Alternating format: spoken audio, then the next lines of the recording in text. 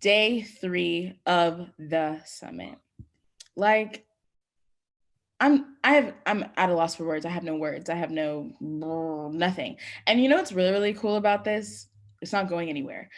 So one thing that we really value is we value the voices of the girls in which that we're serving here at Girl Talk. And so some of you guys really desired for this resource to be evergreen. What does evergreen mean? It means that it doesn't go away.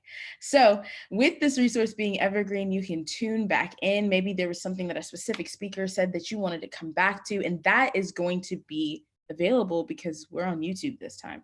So I think you guys should get really, really excited because day 3 is not the end.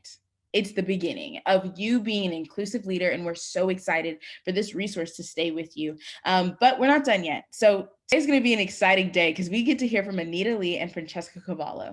We're going to be talking about empowerment today. And what do we want to make sure that we walk away with today? Let's just give them a little teaser pace. Oh, yes. So we talk so much about empowerment in this conversation, obviously, because that's like what we're talking about. But I think oftentimes this conversation is where we talk about empowering others, but oftentimes it's either empowering others or just empowering yourself. There's no like conversation that you can do both. So we really wanted to have that conversation where you can empower others and you can empower yourself along the way too.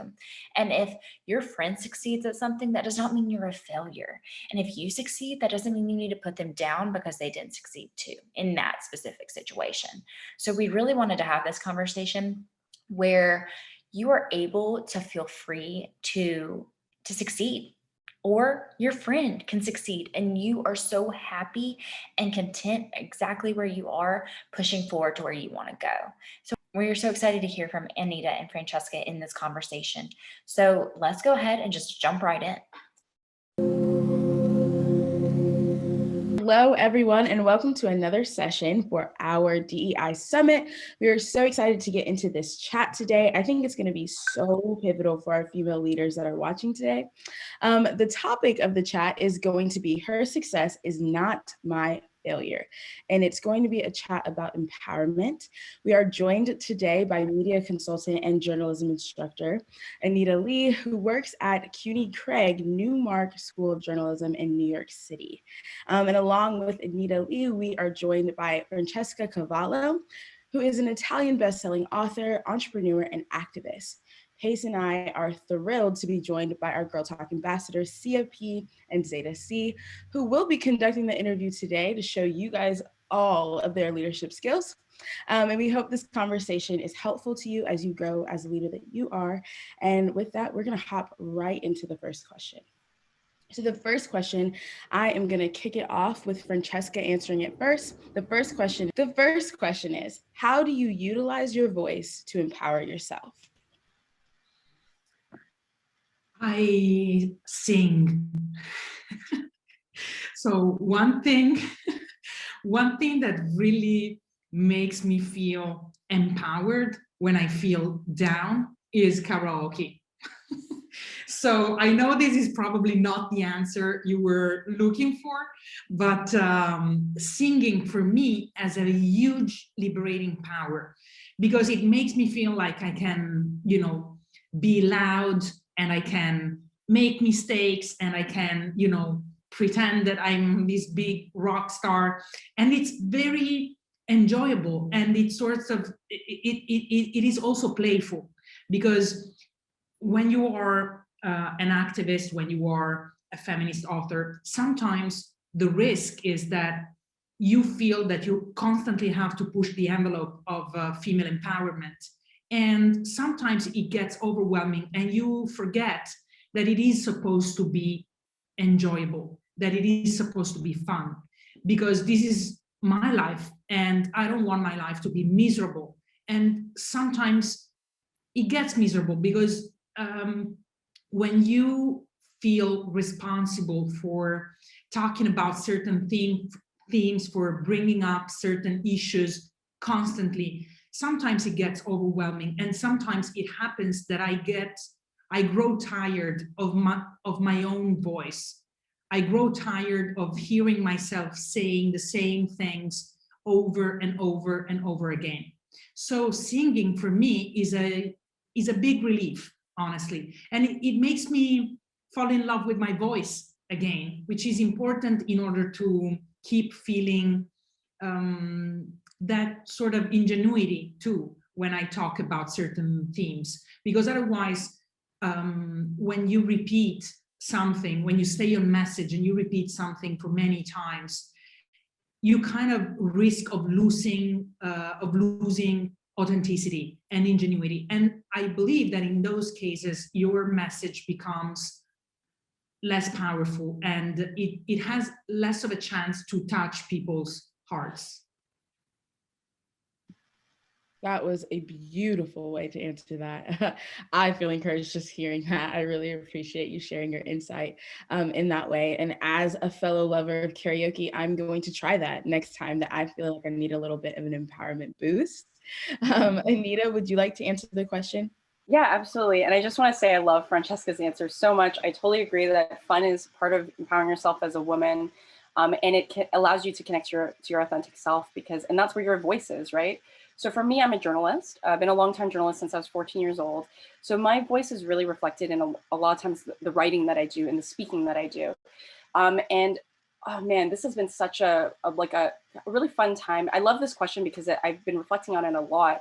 Because I recently, in September, launched a newsletter called The Other Way, which is really about challenging the status quo in journalism, particularly in Canada, where I'm from. But I also I really express myself and my personality really strongly through the newsletter. My voice really comes through.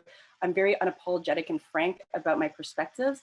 And also there's sections at the bottom of the newsletter where I talk about, film and music recommendations, book recommendations, just kind of not just like a boring business or industry newsletter, but it's really about who I am as a holistic person, because I bring myself in every space I'm in, whether it's like with loved ones, privately behind closed doors or in public. I try to be as consistent and as authentic as possible, right? And I find that people really respond to my voice when I do that.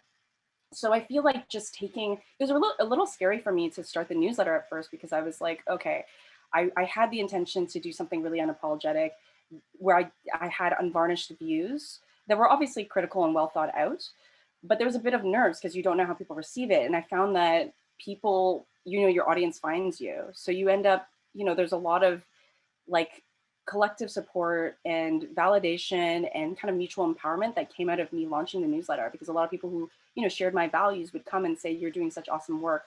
So it's kind of a very generative, awesome, reinforcing thing that I've done. And I do it, basically the newsletter comes out every 2 weeks. So I find that I always have something to say. And yeah, it's just a great direct way for me to connect with other people who think the same way, or sometimes don't, but just appreciate my perspective and want to have a dialogue. And to just go off of what you just said, so how do you use your voice to empower others? That goes for both of you. In my case, I guess it's trying to share my experience without trying to influence what I believe, what I want other people to think about me, which I think it has a way of empowering people, because when you're revealing parts of yourself without worrying about what other people will think about you, you free themselves, because you give them the opportunity not to worry about what I will think about them. And so I think that it is more of a finding a realness corner where you can talk to people without trying to convince them, or without giving them pep talks, or without, making them feel what you want them to feel, but rather allowing them to feel and to admit to themselves whatever it is that they are already feeling. So sometimes what I find stressing about empowering, female empowerment, is that it carries a lot of expectations that we should be in a particular way, that we should look in a particular way, that we should share particular ideas, where the point of female empowerment, of everyone's empowerment really, but specifically female empowerment, is to validate your experience, no matter what it is. So if you are able to validate your own experience and to do so in front of other people without caring too much about what they are going to think about you, I believe that's very liberating for yourself and for everyone, really. I'm a strong believer that we cannot teach anything that we don't need to learn ourselves. So teaching or coaching people is very much opening up a process of self-discovery to other people and be willing to share a part of your journey with other people. And if you're able to be brave enough to face in front of them moments where you don't know, or moments where you are where you're not sure about what your opinion is about something, or moments where you are incredibly sure, and not be afraid that you are maybe stepping on someone else's toes. All of those moments where you're sort of embracing your individuality, your unique self, are moments that allow other people to embrace their unique self, and that is exhilarating almost, because it's so rare. It's incredibly rare, because all that we're asked to do, even in feminism, is so often just perform. Okay, we're not performing for men, we're performing for other feminists, but is that so much better? Can we aspire to not perform for someone else, but to own whatever our experience is? I believe we can, and I believe that's the most empowering experience there is. So yeah, I love it. I feel like I'm going to just agree with everything Francesca says, but I just want to reinforce the fact that being yourself allows others to know that they're enough as they are. And so it's like, there's no kind of ideal archetype of a woman or ideal archetype of a feminist. It's really just like, you are enough. And so for me being comfortable in my own skin, conveying that through, different channels like my newsletter and other places, empowers other people to do the same. And I constantly are inspired by all sorts of people, women and otherwise, who walk their authentic selves, like show their authentic selves to the world. And that's really empowering to me. As a journalist, I have actually more of an active role in empowering underrepresented and marginalized voices. So I'm somebody who's always been invested in surfacing overlooked perspectives, whether that's people in BIPOC communities, people who are women, people who are from the LGBTQ+ community, people with accessibility issues. This has been really important to me in terms of the type of journalism I produce, and has been for the last decade. So without going into detail, I always try to hire people from those communities. I try to produce coverage about those communities and collaborate with those communities about the kind of coverage that they want to see about their own communities, because oftentimes underrepresented communities are kind of represented in a stereotypical or reductive or unfair ways. So that is really the kind of work that I do in my industry, and media is really important, right? It really reflects your lived experiences. So it's really essential that you see, all manner of experiences, including ones from like really empowered people, empowered women. So yeah, that's really my role as a journalist, is to kind of disseminate those views or amplify them as much as I can, so everybody gets a seat at the table and everybody gets their voice heard. Both of those responses were so beautiful and so inspiring in their own ways. I think everything in life, everything that's good and everything that you feel good about and that inspires you always takes challenges, always has bumps in the road. And I was wondering, Francesca, and also for you, Anita, too, is what challenges have you had being an activist, being a feminist, being your true self? What challenges have been brought by that? Many challenges. For me, one challenge is, for example, that I struggle with every day is anxiety. I've learned over time to not let anxiety dictate how I sort of set up my agenda for the day. So sometimes when I feel this feeling this weight in my chest that's overwhelming, and that it makes me feel that everything is urgent and that everything needs to be taken care of immediately, I know that I have to take a walk and just come back to it later. But it took many years, because I was, I've been an entrepreneur for several years, and I realized that anxiety made me, at the beginning of my career as an entrepreneur, it made me a terrible boss, because sometimes when I felt anxiety, I didn't recognize it. I didn't know what it was. So I thought it was real urgency.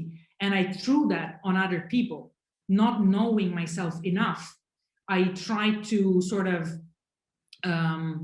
project this urgency, this, we're late for everything onto my team. And that at times made me a terrible boss. So in my case, for example, therapy didn't just help me cope with anxiety better, but it also made me a better boss and more, frankly, a more decent human being. And it brought me closer to what I feel being being the kind of entrepreneur that I've always wanted to be, but I never had the tools to be that person. So I believe that every time, for example, that you manage a team, you should do therapy, because otherwise you're going to make people miserable, and you're going to make yourself miserable, and you sort of don't have a chance to escape that. So knowing yourself, or meditating, whatever it is that you can do to sort of learn how to discern your own feelings and your emotions, and to try to understand what kind of things you have to act on, and what kind of feelings instead are signaling that you just have to take a break and just step out and then come back with a clearer mind. So that's been a very, very significant challenge for me. The other thing I would say has been probably navigating the whole, sexist environment of startups in general and investors. I raised money for my first company. I raised an angel seed round, and then I tried to raise another round of investing, and I didn't succeed because everyone kept on telling me that the project that I had in mind was a lifestyle business. This is what they say, to say that your company idea is not ambitious enough, it cannot scale enough, and all of that. And it was, then I built this company. I brought it with a team of 15 people. We got to $14 million a year in revenues. So we pretty much demonstrated that it wasn't a lifestyle business, that it was a pretty solid media company. But and so I thought, okay, now I started my second company. I have a track record, right? And I started speaking to investors, and they told me the same thing. And I couldn't believe it, because I was like, I'm sorry, did you sort of forget that I proved that this kind of thing that I'm talking about, I've already pulled it off once? And it was like erase and rewind.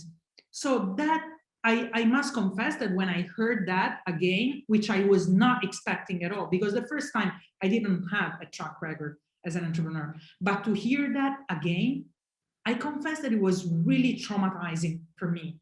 So part of my research too, this time around as an entrepreneur, is how do I try to avoid raising money from these people as much as possible, even if it means growing slower, even if it means doing things in a little bit of a different way, so that we can sort of bootstrap things. Because a certain structure of capital goes with a certain specific kind of culture that there is no way around it. It's hostile to women. Like, okay, there is venture capital, there are now more funds that are investing in female-owned businesses and all of that. But at its core, the DNA of the VC funds around the world is really hostile to women, is really hostile to people of color, is really hostile to people with disabilities. So I believe that it's really crucial, instead of trying our best to inhabit those systems that were in part designed for our oppression, to create entirely new systems that we can own and use in a way that we see fit for the kind of companies that we want to build. And so I wouldn't call myself an activist, but I'm definitely an advocate within my media industry. And so I co-founded an organization called Canadian Journalists of Color in 2018 in response to a lot of the dialogue, public dialogue that was happening around race in this country, especially, you know, systemic racism in Canadian media in particular, but also in American media, because I work a lot in the US as well. And that has been quite a journey. Like, it allowed me to find my voice, but it also taught me a lot of different things. The biggest thing is that I think it's really important to have empathy for other people and the journey that they're on, whether that's like just the journey of like knowing yourself as a person and becoming integrated and grounded is a lifelong one. And it's one that I'm still on. I've definitely made a lot of strides in the last 10 years in particular. Like, I feel like if you met me at 21, I would be quite a different person than I am today. And it took a lot of work. But that's why I think it's so important to have empathy for others, especially those of us who've experienced like systemic barriers in a lot of ways, like including women and people of color. And sometimes those kind of, basically the reason why you have to be empathetic towards people's journey is because a lot of the issues that we deal with internally manifest themselves in different ways. And they can be, you know, sometimes people like systemic racism, systemic sexism can really impact people in ways that they don't even realize. And it, you know, manifests itself in maybe anxiety or depression or like rage and anger. And so it's really important to, you know, process those emotions, acknowledge them, don't feel ashamed about them. It's like, it's just working through them, right? And so that's something that I also had to do myself to become an effective leader, to become an effective advocate. And those were a lot of lessons I learned when running my organization, which I had recently left through Canadian Journalists of Color, because a lot of members of my team were also going through those things and they were at different points in their journey. So I had to have compassion for them. And I know that people did for me when I was in like a period of my life that wasn't as great, right? The other thing is, I definitely want to reiterate some of the points that Francesca raised about how knowing yourself makes you a better person and a better leader ultimately, right? Because then you know what you're impacted by, you also know your coping mechanisms, and you also know like what's happening internally versus like what's somebody else's like circumstance, right? And you can navigate these conflicts and navigate these more complicated situations more effectively when you do know yourself. So yeah, that's really like, it doesn't sound like it's necessarily tied to activism, but it really is. And to become an effective advocate and activist, you really have to, fundamentally know yourself, and you also have to fundamentally believe in the mission that you're promoting. Sometimes activists or advocacy efforts can be tied to ego, and that's fine. Like, all of us to some degree want some validation that we're talented, that we have something to contribute to the world. But at the end of the day, it's really about the mission. And when you're really passionate about the mission, you understand why you're working towards this mission, people are far more likely to join you in the movement, right? So, yeah. I'm really glad that you talked about working for women of color, especially because, I mean, I'm a woman of color, so it means a lot to me that in the media, they're doing a lot for that now. It's very close to my heart because my mom worked in advertisement when she lived in India. So this question is actually for you, Anita, about what does female empowerment look like in the media industry? Why do you think it's helpful to recognize female empowerment in the media versus what's harmful for it? I love this question. I think about it a lot as well. So I'm going to talk about it from an internal perspective as well as an external perspective. So internally, this is across industry, not just the media industry. There's been a lot of movement to hire women and people of color and people from other underrepresented communities at the very upper echelons of the industry, because that really, from a journalistic standpoint, the people who are in decision-making roles end up hiring other people from those same communities, understand the value of people in those communities, and also can produce and drive coverage that actually are representative of those communities. And journalism is very top-down, at least traditional outlets, because it's very, the way you gather news is like, there's a group of editors, usually historically very homogenous. Historically, they were largely men. And then they dictate the day's news. They were like, they told the public, this is what you should care about. But now that model has been subverted, and a lot of journalism now is very bottom up. It's more community driven. And so people are consulting community members who have been from underrepresented communities who've been overlooked for so long. So that's why there's so much value in having women and other underrepresented communities represented at the very top of these media companies. So that's like, internally, that's kind of what's happening right now. I think it's finally, for the first time, I feel much more optimistic, because I've been talking about diversity forever. And I feel like now there's been actual concrete steps towards making these systemic changes, which gives me a lot of hope. The other thing externally is, in terms of representation of women, I think there's so much more nuance in media representation of women, given that there are more women in leadership roles as well. I think in terms of like what is a damaging kind of representation of like an empowered woman is one, like I said, that really adheres to archetypes. Like if you say this woman who's very outspoken in this way or works in this particular role is what an empowered woman looks like, but that kind of takes away from, you know, a person who could be very strong but maybe is more introverted, who, you know, does their activism in quieter ways, but that doesn't make them any less strong. So it's about making sure that representation is diverse even within these underrepresented communities, because women are not monoliths, like people of color are not monoliths. We have diversity within our own communities. So that can be damaging. And that kind of speaks to what Francesca was saying about having like kind of this one idea of what an empowered woman looks like, because that's just like, that's just not true. There isn't one idea. Yeah, I really enjoyed that answer. And I think it's so interesting how you mentioned, you and Francesca being grounded in yourself. And I think this kind of ties into my question. A lot of the times I think we kind of don't think we're making as much of an impact as we do. And I'm very curious, considering the fact that you guys are both writers, when did you realize the power that you had in the words that you wrote, and how much power it had on other people and how they felt about themselves? Francesca, did you want to take that first, or what are you thinking? Yeah, sorry, I was muted. I'm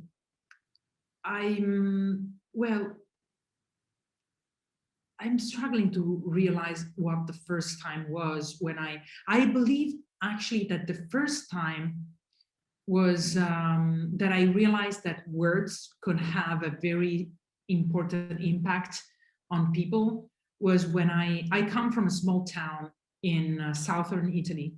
And I'm not sure if any of you heard of the book Gomorrah by Roberto Saviano, speaking of journalists.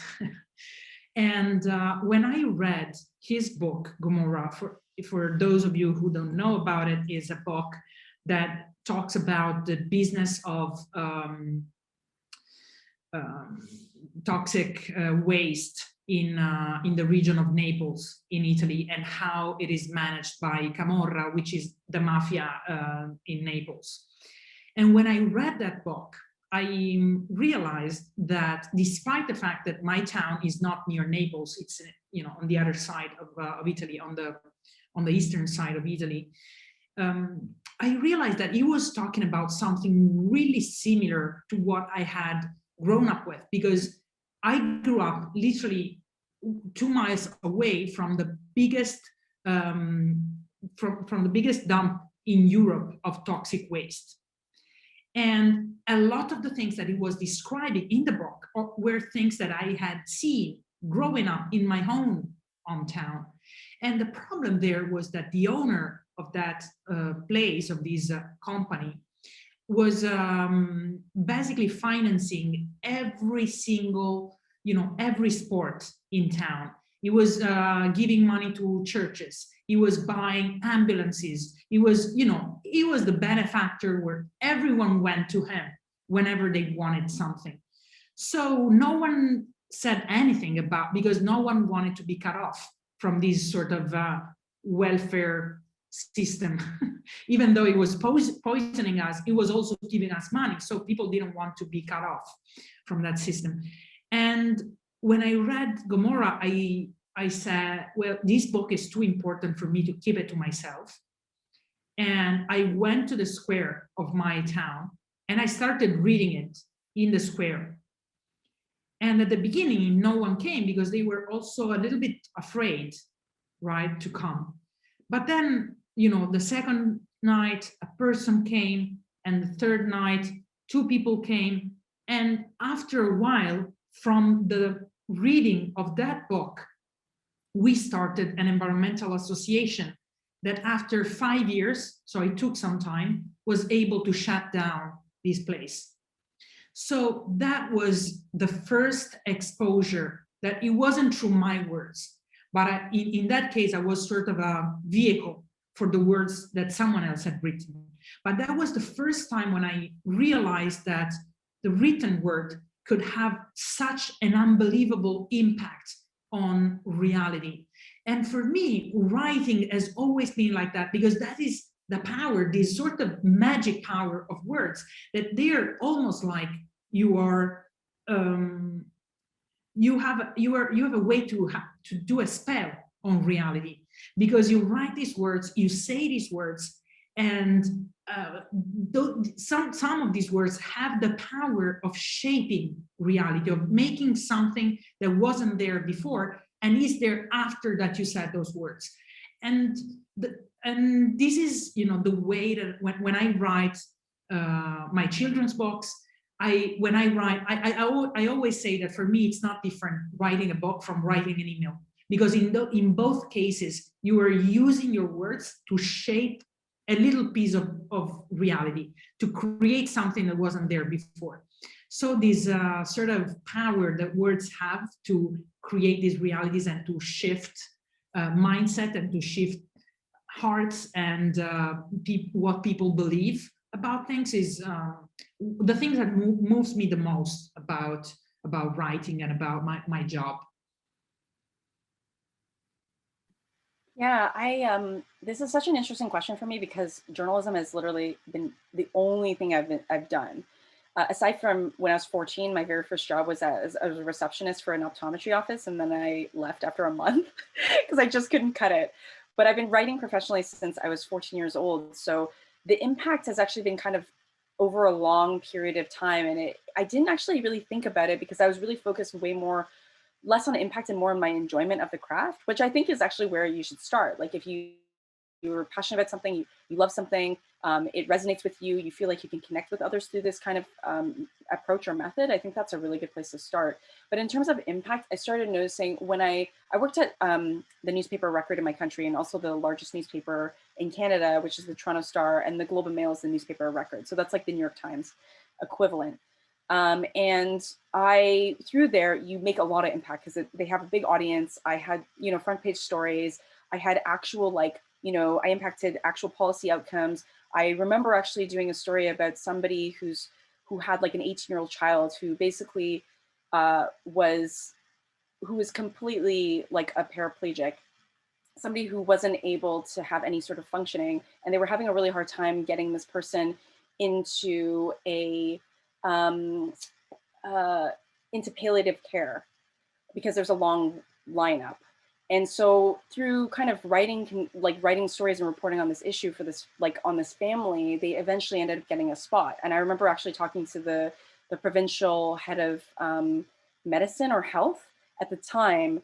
And I remember shortly after engaging with her on that, she immediately basically gave this family a spot, which gave them so much like relief, because it was a huge, even though they love their son, it was a huge burden to basically give 24/7, 24-hour care to their son who's 18, but basically is effectively like a baby, right?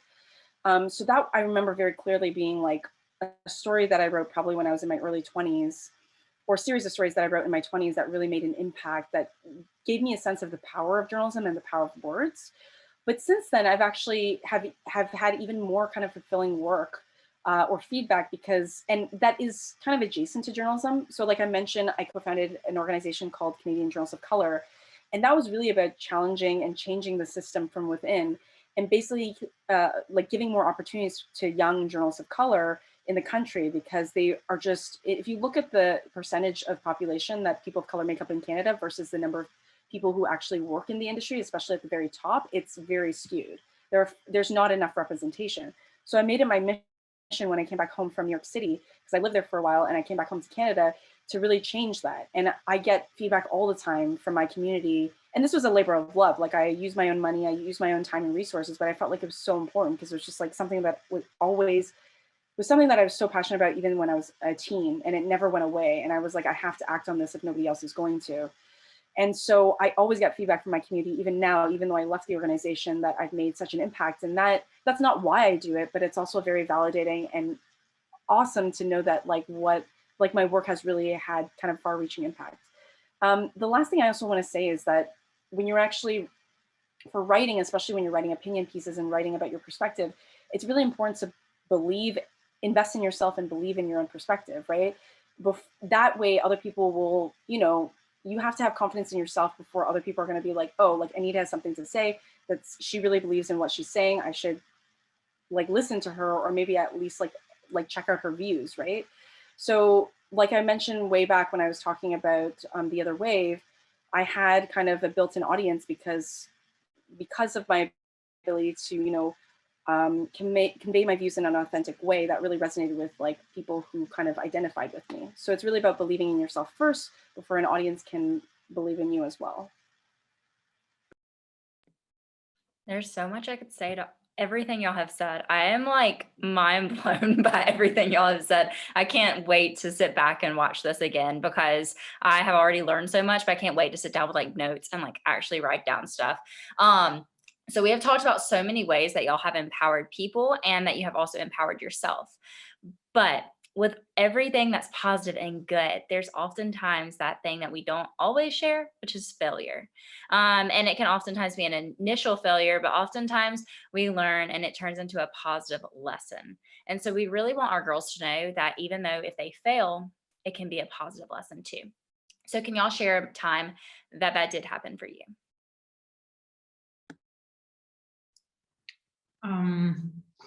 I could talk about so many failures. It's enough. Sometimes people believe that Good Night Stories for Rebel Girls, which was, my biggest bestseller so far, is my first book. And they don't know that it's the 7th because the first 6, no one heard about them. So this is true of most overnight successes. The thing, and something that I find really refreshing about failure is that by definition, people, if you fail, is because no one noticed what you're doing. So they won't remember it. You are the only one who will remember it, because if you launch a Kickstarter campaign and no one backs it, it's not like they're going to remember, oh, she launched that crowdfunding campaign and she didn't raise a dime. Because the reason why they're not backing it is that maybe your messaging was so wrong that no one saw it. So this is something that whenever I start to do something, I think about that, because and it was very important for me also to keep thinking that after the huge success of Good Night Stories for Rebel Girls, because once you've had a huge splash, you can get really afraid of going, of writing another book or launching another crowdfunding campaign, because you're like, well, if people see that the second one doesn't do as well as the first one, then they're going to say that I was lucky, that I didn't deserve it, that it was just, the right moment. But then when I started thinking about that, I thought, well, so what, the price of my success is going to be that I quit creating? That would be dumb. I mean, the fact that I had success once must encourage me to keep creating and to be brave, even braver than I was before. So that is, and all these, I tried to, these 6 books, before those, I launched 12 mobile apps on the App Store, and one of them even got to 2 million users, and they did not make $1.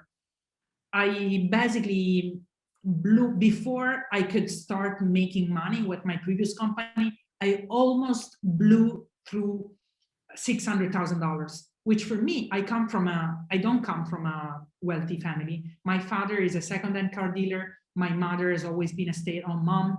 I come, as I said, from a small town in southern Italy. It's not like I come from a family of entrepreneurs.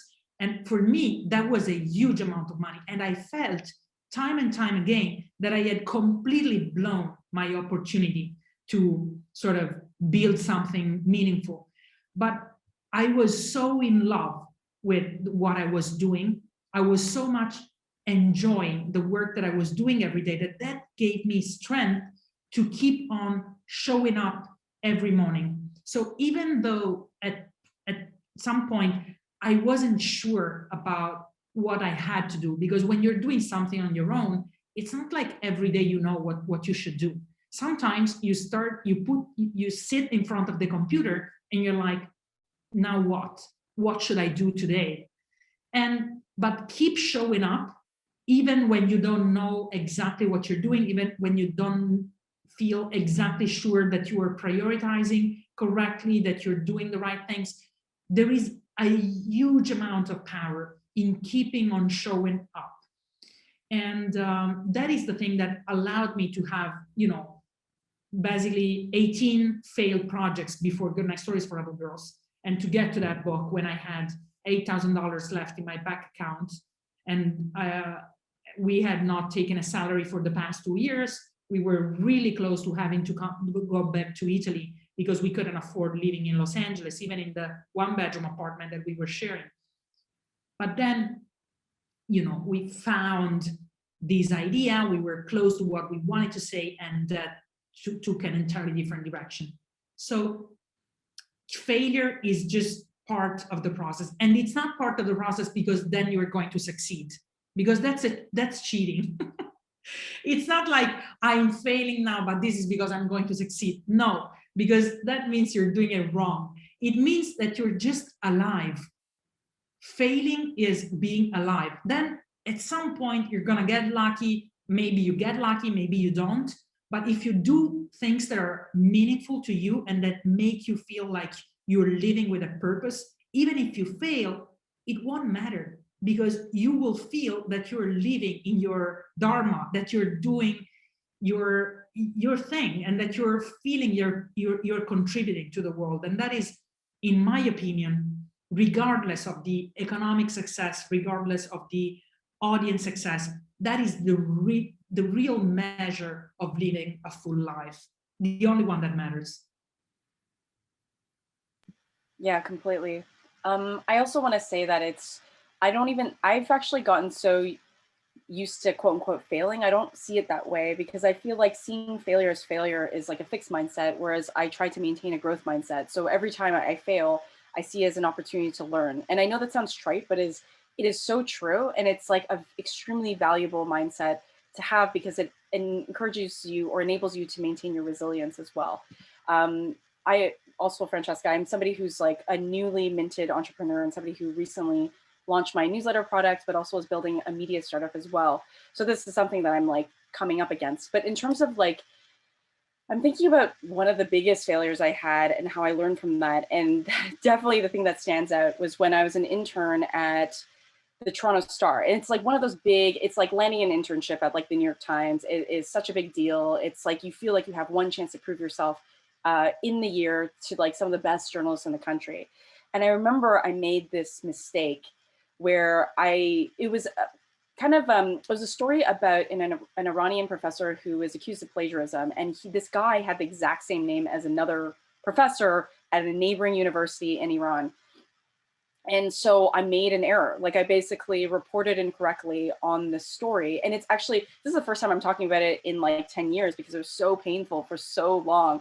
And I thought that my career was over. I remember my editors were so upset. The public editor, who's the person who basically communicates things from inside the newsroom externally to the public, wrote about me, and they got picked up by like an industry publication where it was like, this is an example of something that you shouldn't do. And I remember like the staff there were, and especially people who were supposed to be mentors or managers, were not really supportive at all. It was a very dog-eat-dog kind of environment, hyper competitive, and not the kind of journalism that I promote these days, because I think it's really compassion and collaboration is at the core of like modern journalism as we go forward. But I remember thinking like my career was over. And if I had listened to that instinct and I walked away from journalism, I would not at all be where I am now, with a career that I'm so happy about, where I'm making a lot of impact, where I'm my own boss, where I get to kind of do what I love. And like Francesca said, that is a true marker of success when you're doing what you love and you're really, walking the walk and honoring your needs. So I think the lesson in that was just that I didn't give up. I was like, I'm not going to tell, this one mistake doesn't define me. And I'm not going to let it define me, and I'm going to keep pushing through. And it actually kind of, in some ways, I was a very traditional kind of journalist up to that point. I did all the right internships. I worked in television, I worked in print, I worked in online, all the big names. And that kind of mistake made me take a huge risk afterwards. I ended up working at a publication called Mashable, which you guys may know now. It was a really big tech publication, maybe about like 10-ish years ago. And it ended up really changing the trajectory of my career, because I ended up learning way more about the tech side of the industry. I learned about data analytics. I had a ton of competitive advantages because I took the risk to go to this publication that I would have never considered before, because it's just so not traditional. But it really ended up making my career and kind of put me down a path that I'm so much even more passionate about. So I guess the takeaway from that is really that failure doesn't define you. And in fact, it can really strengthen you and really refine what you want to do in life. Just like you're saying, oftentimes failures can make you like, oop, hang on, let's go somewhere else. Let's redirect. And as we redirect, we actually find that we are going exactly the path we were meant to go on. And without that failure, like, would you have even, landed the kind of job or the different internship that you would have gone to next? And I think that's huge for like me as well. I took a completely different route than any of my friends took with school and with, college and different things like that. And I was like, am I going in the wrong direction? And then just taking those like little leaps and saying, nope, I'm just going to keep trying. And then you realize you're empowering yourself along the way. And then you look back and other people are watching you do it and you're empowering them too. And that's the coolest part to me, is that you oftentimes don't realize what you're doing until you look back. And so I am just so grateful for this conversation. I mean, I know that I have learned so much. And so I can only imagine what our high school and middle school girls are learning from this as well. And I just hope also what they take away from this conversation is to take the leaps, to try the new thing, to, be different. And that's what's really cool about Girl Talk, is that you can be your true self in all the chapters around the world that we have. And you can really lean into whatever you want to go towards next. And so thank you both for joining us. Wasn't that a great session? Oh my goodness. Francesca and Anita really like drew me in the whole time. And the way they're such great storytellers, and their life, like sometimes when they were talking, I was like, did that actually happen? No way you were that courageous. And I have to say, Maddie gave me that word before the session, because we were talking about what Francesca and Anita have done in their life. And she said, they're just so courageous. And I can't think of a better word. And so I just want us to kind of talk about, recapping what they've said, and also our own personal experiences with the questions that we kind of talked about in that session. So Maddie, I'll ask you first, and then Caitlin, you can respond as well. How do you utilize your voice to empower yourself? Well, first, I totally agree. Though both of those women were so inspiring, and I just was so involved in everything they were saying, and I could listen to them tell stories about their lives forever, because I'm sure they'd be so interesting. But I loved what Francesca said about, taking a break and doing something fun when empowering yourself. Like she mentioned karaoke, and I think that's unique, and it wasn't what I was expecting, but it's a really cool take on that sort of thing, like empowering yourself. Sometimes you need a break from the serious topics and you just need to have fun. So I really liked that. And I also think, maybe if singing isn't your thing, you could do something like reading, or really any other outlet. It doesn't have to be stereotypical leadership activities that you might think of.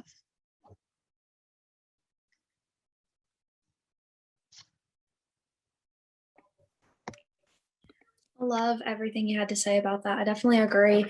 I know there's so many different ways that you can empower yourself. And I mean, I don't even know where to begin on that because I can think of 1,000 different ways and sit here and tell you for all day long. Um, I love everything they had to say. And I think they made some really good points. And I think everything that they said is really helpful for the younger girls. I think that the things in which that you guys highlighted are so important because empowering others is just pivotal to everything in which that we do here, but in general. And I think that Anita and Francesca shed light on things in which that like I wasn't even thinking about that just come with age through empowering others. They both have jobs that literally rely on making sure that other people feel seen. And I think that that's a really, really cool aspect of their character that should be highlighted in their concern for empowerment. So the next question that we have for you guys, and Caitlin, you can go first, is how do you utilize your voice to empower others? So I know Francesca was saying how she uses her voice to share her experiences and to tell people what she has been through, what she has done. And I personally love that. Like, I love the fact that you can turn your life and your story into something that inspires somebody else and helps them realize they can do it too. And then I know Anita was talking about her writing. She is a very strong writer from everything that she has said. I would love to read some of her things that she has written. So I know there's so many different ways that they were talking about how you can empower, and I personally love all of that. I completely agree, Caitlin. I think the fact that they're both writers and is so inspiring, and I really look up to that because I love writing, and I think that'd be so cool to just use your voice to empower others through that.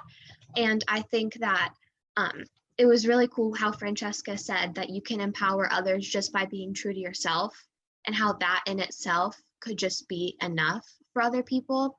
I think that was something I'd never really think about, but it was really, really beautiful. So overall, both of them just really inspired me. Spot on. Yeah, I am so impressed by the way they empower others, and also talking a little bit about empowering themselves. One of the stories that I think, Maddie and Caitlin brought up before we even started talking, I kind of wish we would have had record on, just kind of like when we were talking back and forth before we really started this recording, because they talked about when Francesca went out and was reading this book and like inspiring others to stand up for what they believe in and to make sure that they are making the impact they want in this life, not thinking that someone else will do it for them. And so, she stood up there so boldly and read what she believed to be true, and she made change, but also other people started to come with her because she was empowering others to do that. And so just know when you're empowering yourself, you're telling yourself you can do this, more than likely you're empowering others too as well, because they see that. And so that is just, it stuck with me since we recorded that session. I was just blown away by that. So we have one last question for both of you. Describe a time that an initial failure turned out to be a positive lesson. Maddie, you can start.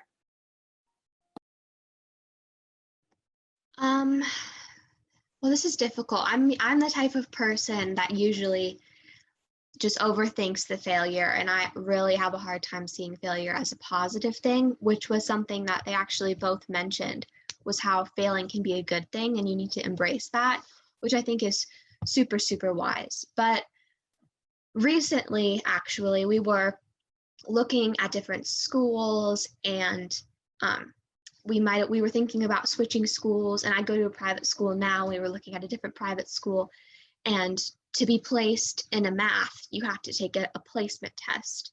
And I was going there and I felt like I was going to be fine. I'm a good student, I work hard, but I was really anxious about it for some reason. I had really bad anxiety, and it was a really distracting environment, and I just couldn't stop overthinking. And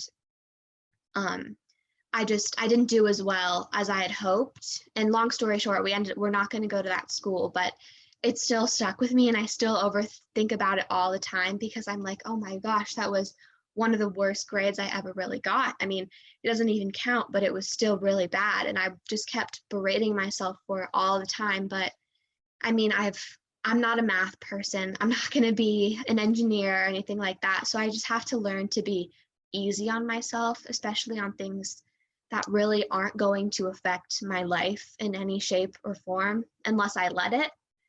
So I think that it's just really important to just be kind to yourself. Real fast with that before you go, Caitlin. I want to say, and I want to like tell you from a girl that felt the same way, that it's important to try and it's important to do like your best at things. But when you fail in that way with grades, just know it's okay, because I look back on my life and I'm like, the anxieties I created for a grade, like I think that's where my anxiety started, was because of my grades. And when you get out of school and you don't have something grading you all the time, I think it eases because you realize life isn't about a grade. Now I'm not saying don't do good and don't try, but just know that like grades aren't the end of everything, if that makes sense. So I'm really proud of you.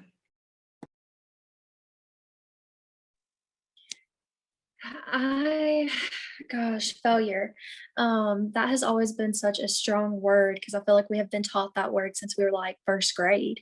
I remember in elementary school, if I failed on a test or I didn't make a sports team or something, I would literally beat myself up for like weeks and just completely hate myself for it.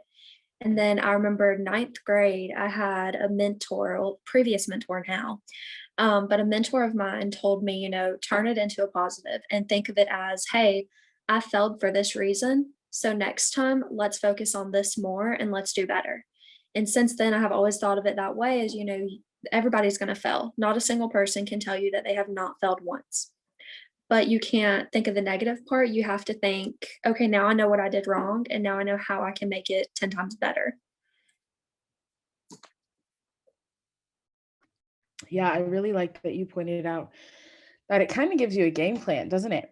On how we can maneuver, how we can shift, how we can learn from the things in which that we experience. Recently I received a no from something that I didn't know if I was going to get it, but I had a good feeling that I was going to, and I received a no from it.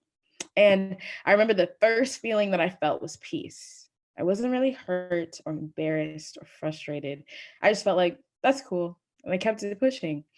But life has a funny way of, once you have that initial feeling of like, that's okay, I tried my best, I'm moving on, that like a couple days will go by and something in your head will be like, are you sure? Are you sure you're feeling like that? Because I think you're embarrassed and I think you're frustrated and I think you deserve better. And I think that space is a space in which that it can get really hard to deal with failure. Because the initial space, it's like, I know I did my best. And that grade was just that grade. That's just what the teacher thought, or that's just what that person thought. But it's the space afterwards that gets kind of finicky. So I really like the fact that you pinpointed that we can just have a game plan on how to be better, because having a game plan on how to be better is the reason why it didn't really hurt me when those thoughts came, because I was like, yeah, I do feel kind of embarrassed. I'm going to affirm that feeling, but I know that next time I'm going to do this instead. So having a game plan kind of gives us an opportunity to just like let the pressure off of ourselves. Like, that just didn't go the way that I expected it, but that doesn't mean it hasn't gone my way. And that is like super, super important for us to remember as leaders, because honestly, nothing in life goes our way. So I'm really excited that we had this conversation. I think it was beneficial and also helped us to kind of wrap our minds around empowerment and what it looks like, whether it's self-advocacy or empowering others. The two go hand in hand. And we're really grateful for each of you for breaking that down, and really grateful for Anita and Francesca for helping us to see it in a different way. And with that, that is the end of this Ambassador Breakdown. We are headed right into a challenge. It's very similar to what we had on Tuesday with mentoring, but we think quotes are so important because they were said from someone really important, probably. And so with that being said, the conversation that we had around empowerment, her success is not your failure. We really need to dive deep into that quote. So make sure you put that quote into action. Make sure that you remember each day that her success is not your failure. If you need to write it on your mirror, write it on your mirror. Make sure it's an expo marker so you can erase it at some point, because I don't feel like your mother would probably be very happy with a Sharpie. But make sure that you remember that you are beautiful, you are powerful, you are a leader just as you are. And so make sure that you constantly remind yourself that her success is not your failure.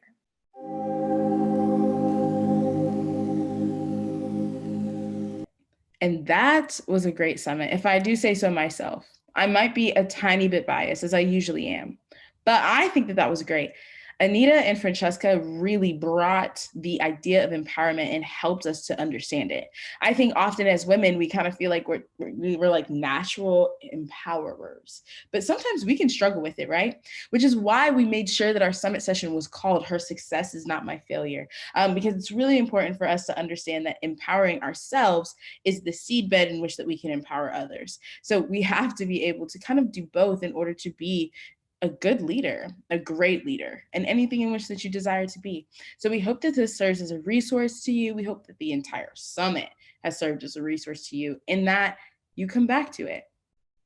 We hope that our challenges and our ambassador breakdowns really encouraged you. We would just like to say thank you to not only Francesca and Anita today, but all of our speakers throughout the summer. And also thank you to our ambassadors, every single one.